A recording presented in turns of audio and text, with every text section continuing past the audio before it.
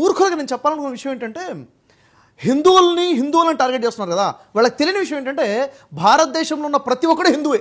నేను చెప్తున్నానండి, ఇప్పుడు ఈ బ్రదర్ షఫీ కూడా ఒక హిందువే. హిందుస్థాన్లో ఉన్న ప్రతి ఒక్కడు హిందువేనండి. ఎందుకంటే ఇది హిందుస్థాన్. అయితే మత ప్రకారంగా చూసుకుంటే ఈరోజు హిందువులని పిలుస్తున్నాం, వాళ్ళు వైదికులు, సనాతన ధర్మాన్ని సంబంధించినవారు. నేను ఒక ముస్లింని కావచ్చు, క్రైస్తవులు కావచ్చు, ఇక్కడ ముస్లిమైనా క్రైస్తవుడైనా ప్రతి ఒక్కడు కూడా హిందువే. హిందుస్థాన్ మీద దాడి చేస్తే ప్రతి ఒక్కడి మీద దాడి జరిగినట్టే. భరతమాత మీద ఎవడన్నా ఏలెత్తితే ఎవడు సహించేది లేదు.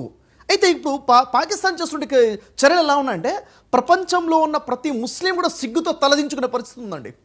అంటే వీళ్ళు ముస్లింలా అని అనిపించే విధంగా. ఎందుకంటే వీరు చెప్పుకోవడానికి ముస్లింలు, ఖురాన్ ప్రకారం వీళ్ళు ముస్లింలే కాదు. ఖురాన్ స్పష్టంగా చెప్పేది ఏంటంటే ఒక మానవుడి ప్రాణాన్ని అన్యాయంగా తీసేస్తే నువ్వు సమస్త మానవులందరినీ చంపే అంత పాపం ఒడిగట్టుకున్నట్టు అని ఖురాన్ చెప్తున్నప్పుడు నువ్వు అమాయకంగా ఉన్న వాళ్ళ మీద నువ్వు దాడి చేసి చంపేసావంటే నువ్వు ఎక్కడి ముస్లిమేవు అంటే సిగ్గుతో తల